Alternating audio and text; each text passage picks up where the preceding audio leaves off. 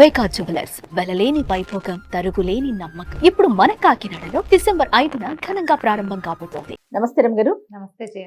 బియ్యం కడిగిన నీళ్లు దీనివల్ల ఉపయోగాలు ఏంటి? అసలు ఇలా స్క్రోల్ చేస్తే ఒకదాని తర్వాత ఒకటి వచ్చేస్తూనే ఉన్నాయి. వడ్ల గింజలో బియ్యం గింజ, నేతి బీరకాయలో నెయ్యి, అంతేనా? ఏదైనా జయ. ఇప్పుడు నువ్వు స్క్రోల్ చేసావు, చూసావు, వాళ్ళు ఎవరు రైస్ వాటర్ థెరపీ రెసిపీ ఏదో చెప్పారు, అవునవును. నీకు ఉద్రేకం వస్తుంది. ఏం చేస్తావు నువ్వు? బియ్యం నానబెట్టి అందులో 4 అవసరం లేకపోయినా రాత్రికి నానబెట్టేస్తావు, రేపు పొద్దున్న రుబ్బేసి రాసేసుకుంటావు. మిగిలిన ఫ్రిడ్జ్ లో పెట్టావనుకో 2 రోజులు వాడతావు ఉంది కాబట్టి. 3వ రోజు పొద్దున నీకేదో ఫోన్ వస్తుంది, నువ్వు అటు ఇటు చూస్తావు, తొందరగా స్నానం చేసేయాలి, రాసుకోవాల్సింది మర్చిపోతావు. 2 రోజుల తర్వాత అది ఇంకా కొంచెం ఉంది, అది గుర్తొస్తుంది. 4 రోజులు ఏం చేసి ఇది మంచిది కాదేమో ఫ్రిడ్జ్లో ఉంటే అని దాన్ని దిబల కొడతావు.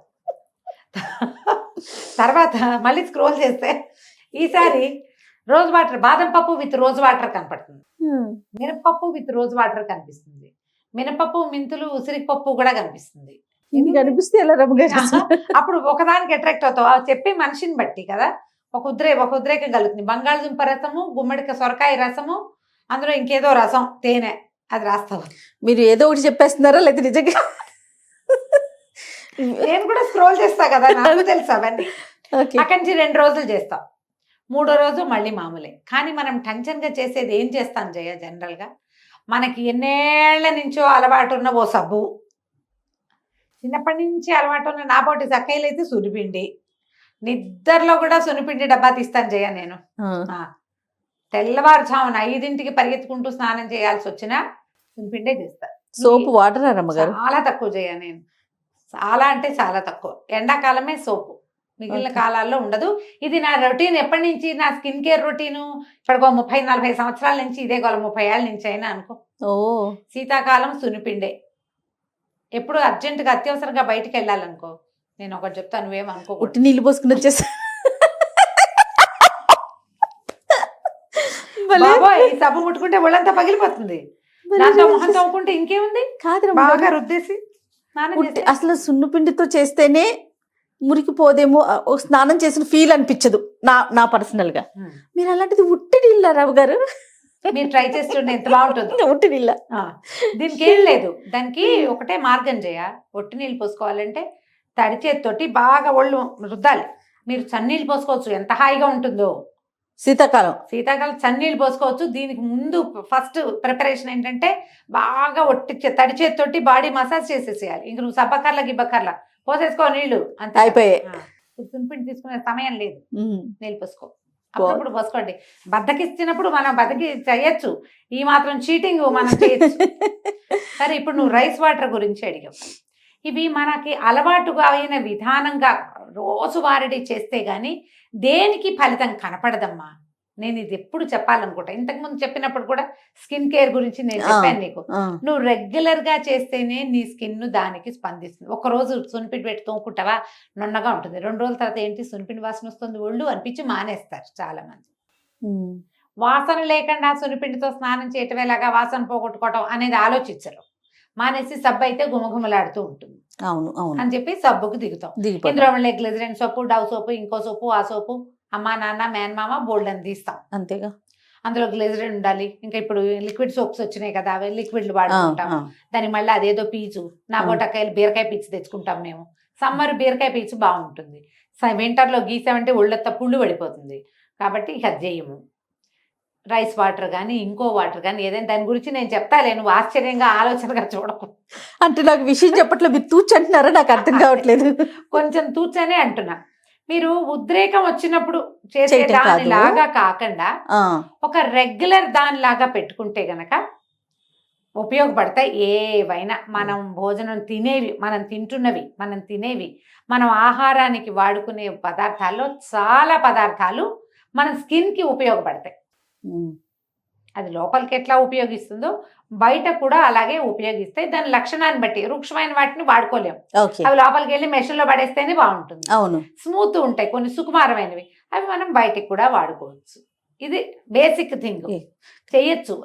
మీరు అన్నట్లు ఏం చేసినా కూడా 40 రోజుల 41 రోజులు 21 days 21 days చాలా 3 weeks కనీసం అప్పుడు మీకు మీ స్కిన్ దానికి సెట్ అయిందా, దానివల్ల ఉపయోగపడుతుందా అనేది మీకు అర్థం అవుతుంది. తెలుస్తుంది. అది మీ రెగ్యులర్ రొటీన్ కింద మీరు మార్చుకోవచ్చు.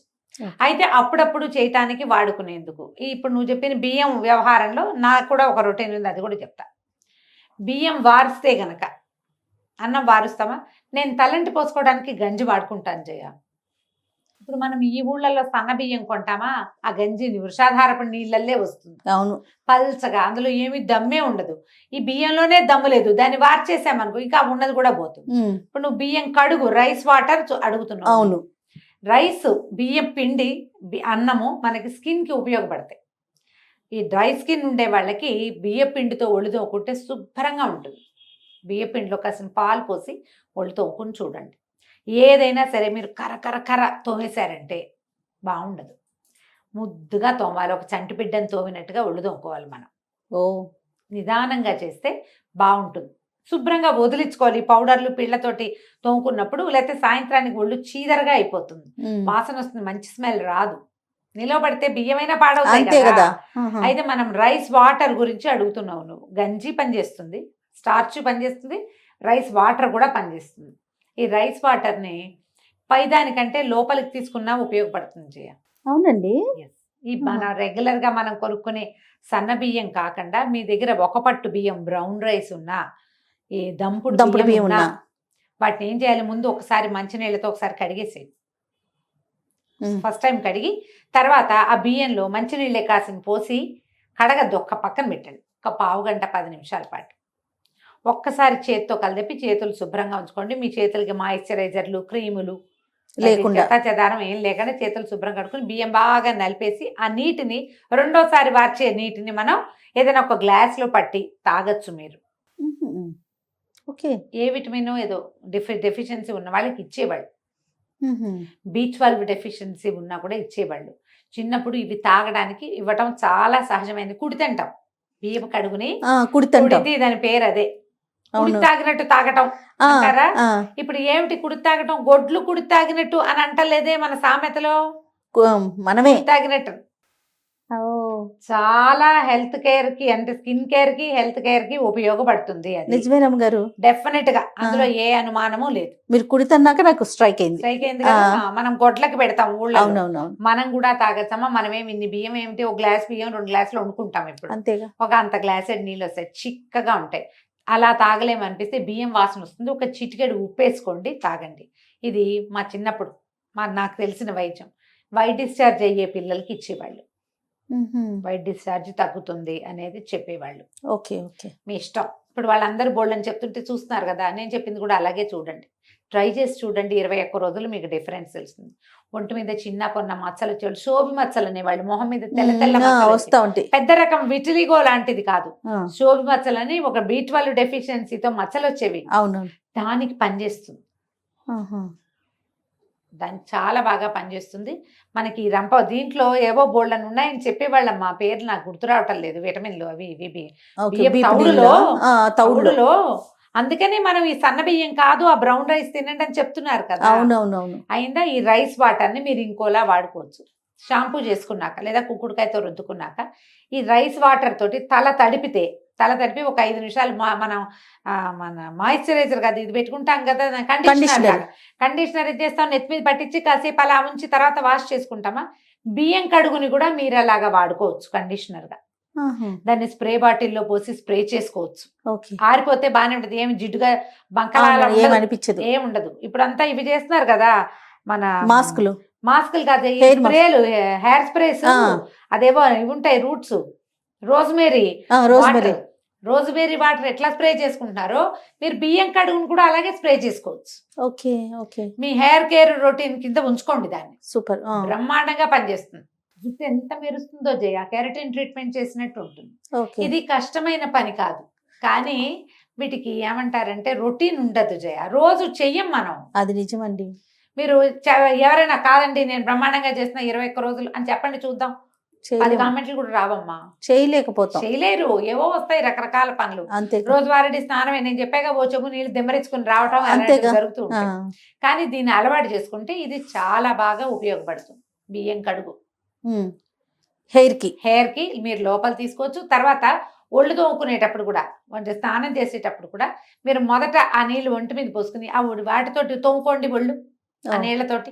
తర్వాత వాటర్ వాష్ చేయండి, బ్రహ్మాండంగా ఉంటుంది. అలా మీరు బియ్యం స్టార్చ్ని కూడా, గంజిని కూడా వాడుకోవచ్చు. బియ్యపు గంజి తలకు పెట్టేసుకుని ఒక అరగంట ఉండి తలలోకి రాసేసుకుని ఒక అరగంట ఉండి వాష్ చేసుకోండి. ఎంత మెరుపుగా ఉంటుందో తల. బియ్యపు గంజి లోపల తీసుకుంటే ఉపయోగాలు నేను చెప్పక్కర్లా, మంచి బలం కదా. నేను బియ్యపు గంజి బాగా ఇష్టం చేయాలి నాకు. కానీ ఒక 10-15 రోజుల తర్వాత నేను ఏమైనా వెయిట్ పెరిగానా అనిపిస్తుంది, బుగ్గలు వచ్చిన ఫీలింగ్ వస్తుంది నాకు. గంజి వారిస్తే మాత్రం పారబోయాను నేను. బ్రౌన్ రైస్ వస్తే అదే ఇంకా ఓకే వార్చేస్తాను. ఇతడి గిన్నెలో పెట్టి వార్చుకుంటే మహా టేస్టీగా ఉంటుంది. రాత్రిపూట గంజి కనుక ఉంటే ఇంకా ఫుడ్ ఏం లేదు, అదే ఒక గ్లాస్ తీసేసుకుంటే బ్రహ్మాండంగా ఉంటుంది. కానీ నేను పుటాన్ చేశానన్న ఫీలింగ్ వస్తుంది నాకు. అదే ఏం కాదంటారు కానీ మా వాళ్ళు, నాకు మాత్రం అలాగే అనిపిస్తుంది. కొంచెం మొహం నున్నగా అయ్యింది అలా భావిస్తాను. కొంచెం నాజుగ్గా ఉన్న వాళ్ళు కాస్త నున్నగా అవదలుచుకుంటే ఇది ట్రై చేయండి. గంజిని ట్రై చేయండి. బియ్యం పిండితో ఒళ్ళు తోముకోవచ్చు, గంజితోటి తల రుద్దుకోవచ్చు, గంజి తాగొచ్చు, ఒళ్ళు తోముకోవచ్చు గంజితోటి, బియ్యపు నీళ్లతోటి, రెండిటితోటి కూడా. ఏదైనా సరే మీరు ఒక రోజు చేస్తే అబ్బాబలి బాగుందే అనిపిస్తుంది. రెండో రోజు, మూడో రోజు, నాలుగో రోజు చేయగలుగుతామో లేదో మీరు ఆలోచించుకోండి. ఒక క్యాలెండర్ పెట్టుకుని టిక్కులు పెట్టుకోండి, చేసామా అని. కొంతకాలం చేస్తే అది మీ ఒంటికి పట్టి ఆ మెరుపు, ఇప్పుడు ఒక రోజు చేస్తే 3 రోజులకు 2 రోజులకు ఆ మెరుపు పోతుంది. కంటిన్యూస్ గా చేస్తే అది మిగులుతుంది. ఈ సీజన్ లో రమ్మగారు ఇప్పుడు మీరు అన్నట్లుగా బియ్యం పిండి పాలు కలిపి రాసుకున్నాం అనుకోండి, డ్రై అవగానే పగిలినట్టు అనిపిస్తుంది రమ్మగారు. స్కిన్ కాదా, ఎక్కువసేపు ఉంచకూడదు. దాన్ని ఎండేదాకా మొహం మీద ఉంచద్దు, ఎండకూడదు. తోముకోవడానికే పచ్చిగా ఉండగానే వాష్ చేసేసుకో. ఓకే, పచ్చిగా ఉండగానే మీకు అది ఎండి మొహం పీకేలాగా చేయకూడదు. అది ఈ కాలం కాదు, ఎండాకాలంలో చేసుకోవాలి. అసలు ఈ కాలంలో ఏది మొహం మీద ఎండకూడదు. ఎండితే తలకాయ నొప్పే. మన ఒళ్ళతో మాయిశ్చర్ ఉండాలి, మాయిశ్చర్ ఉంచుకోవాలి. మీరు సున్నిపిండితోటి కూడా కరకరలాడిచ్చామంటే నువ్వు రాసుకుని నూనె అంతా లాగేస్తుంది, అది లైట్ గా వదిలిపెడుతుంది. మనం నూనె రాసుకుని సున్నిపిండితో తోముకున్నాం అనుకో, ఫస్ట్ సెట్టే తోమాలి, తర్వాత ఒట్టిగా వాషే. రెండోసారి మళ్ళీ పట్టించి తోమితే ఆయిల్ అంతా వెళ్ళిపోతుంది, లైట్ గా మిగులుతుంది. మధ్యాహ్నానికి మళ్ళీ మామూలుగానే ఉంటుంది. మనకి కావాలి కదా జిడ్డు, కొంచెం ప్లాంట్ గా చేయండి. మీరు ఏది చేసినా బియ్యం కడుగు నీళ్ళు, పప్పు కడుగు నీళ్ళు, పప్పు కడుగు కాదు, ఏం చేసినా ఎక్కువ రోజులు చేయండి. కన్సిస్టెన్సీ చాలా ముఖ్యం. మీరు పప్పు అని కానీ నేను ఏం పప్పు అని అడిగేస్తా.